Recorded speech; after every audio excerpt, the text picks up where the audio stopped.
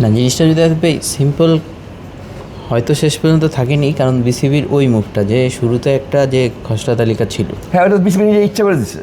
হ্যাঁ আমি বলছি এই জিনিসটা কি আসলে জাস্ট একটা মেসেজ টু হোয়াট আদার্স?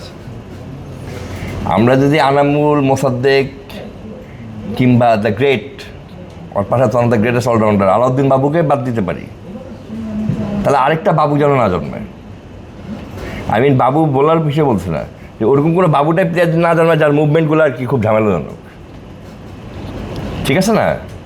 এটা তো আপনি কাউকে শাস্তি দিবেন, আপনাকে তো তুলতুল করে শাস্তি দেওয়ার কিছু নাই। মানে তুলতুল করে ভাই আপনাকে আমরা রাখতেছি না, মনে কষ্ট পাইতেছি, এরকম করে শাস্তি দেওয়ার কিছু নাই। আপনার মনে হচ্ছে আপনি এত ভুল করছে, আপনাকে রাখি রে, গল্প শেষ। না, দিন শেষে তো বিসিবি অফিসিয়ালি শাস্তি দেয় নাই, না শাস্তি দেয়নি তো, তাহলে পয়েন্টটা কি দাঁড়াচ্ছে? আপনাকে আমার দূরে রাখছি ভাই, শাস্তি দিয়ে মানে suspended from all form of cricket. শাস্তি একটাই, এইসব কেসে শাস্তি কিন্তু একটাই, আপনি সাসপেন্ডেড এবং সকল ফর্ম অফ ক্রিকেট থেকে। শুধু ফর্ম অফ ক্রিকেট না, ক্রিকেট সংশ্লিষ্ট যে কোনো ব্যাপার। সব কিছু থেকে, হ্যাঁ। কিন্তু আপনাকে তো আমি মনে করছি আপনি শাস্তির আওতায় আসতে পারেন, আপনি তো অনেক বিরাট কুতুব, কিন্তু আপনি আবার এত বড় কুতুব না যে আপনি বিপিএল এসে থাকবেন, ঠিক না? ব্যথা আপনার লাগবে, চিলে যাবেন না।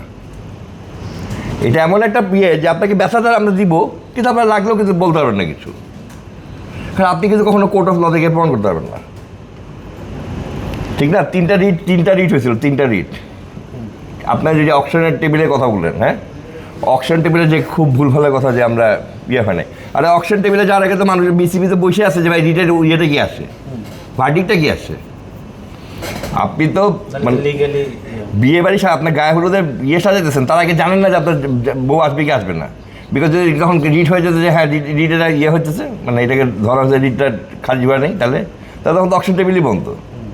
So BCB was always in a double mind, যাচ্ছে অকশন টেবিল যাচ্ছে, আচ্ছা ঠিক আছে অকশন হবে, সব হবে, বাট প্রোভাইডেড দ্যাট টাইম ফ্রেমের মধ্যে সব কিছু চলে আসুক।